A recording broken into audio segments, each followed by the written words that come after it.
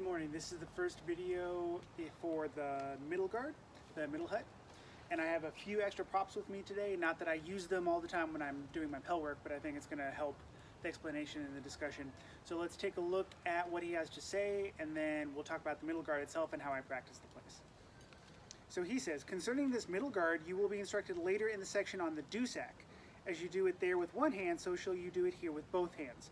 I did not initially intend to present it here, but I have not been able to avoid it since the rows can be more fitly taught from no other guard. And then here's the actual play.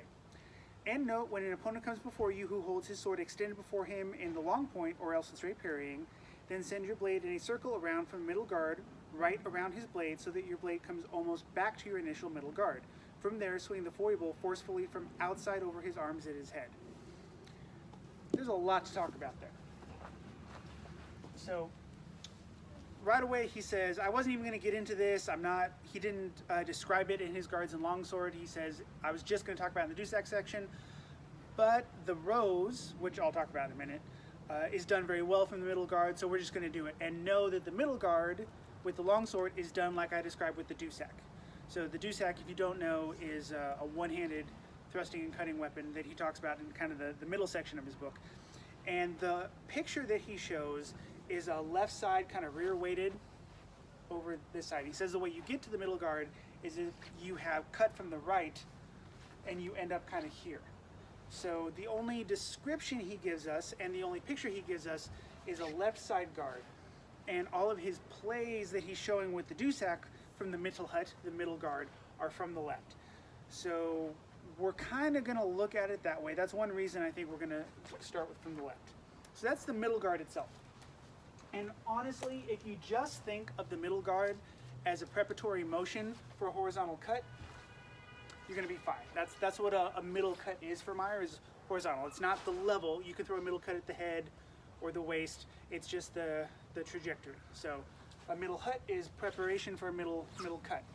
And it could be done on both sides, but he does only talk about it from the left. Then we got to talk about the rows.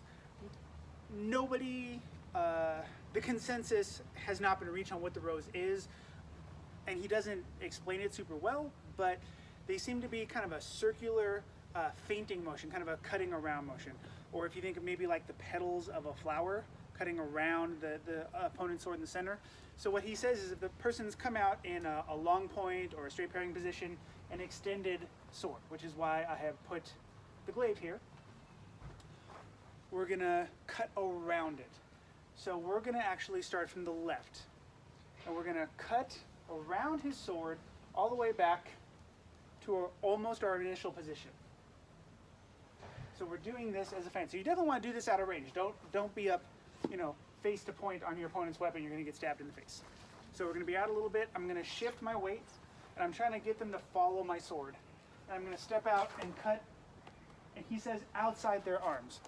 Every time in the dusak section, particularly when he spends a lot of time on this, Meyer talks about cutting to the outside of the arms. He is talking about over here.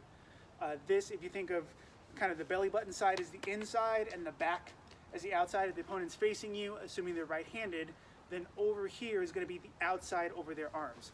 So we're going to cut outside over their arms. That is also another reason I think that we should be starting from the left. If you start from a right middle hut kind of side position and you cut around and you cut over, you're not cutting outside. So there's kind of really two ways we could look at this. We could assume that the example he gives us is from the left, and if we do it from the right, we're just cutting to the inside.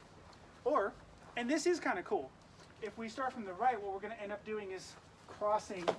If we're going to cut outside over the arms, we are going to, from the right, come over almost all the way back, and then we're going to have to step diagonally across, almost like we're going to be doing a crump how to that side, but it's going to be the lead edge, the foible.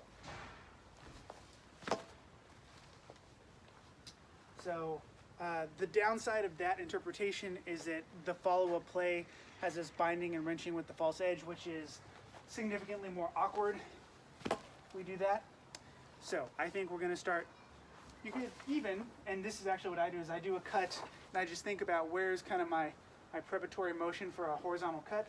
Puts me here-ish, and then cutting around. So if I do this at the camera and I kind of think of my mental shorthand, I just think middle cut, middle hut, preparatory motion. And I want to make sure I get off the line because I don't want to stay in line and get stabbed in the face. So there's a bunch of pieces to think about. There is the middle hut, which he says is just like dusak. And what he shows is this. And then the rose, which again is probably a circular feinting cut around the opponent's sword. And we're going to see more examples of the rose. He just says that it's very easy to explain from the middle hut position. So again, cutting around, cutting over, outside their arms with the foible. So this first piece he gives us is pretty easy, pretty short, but we're going to get into some more complicated actions because now we start to get into the what if the opponent does this piece. So I'd practice it to both sides, although the example he gives us is definitely, I think, from the left. So play with those, and then next week we'll look at the next option.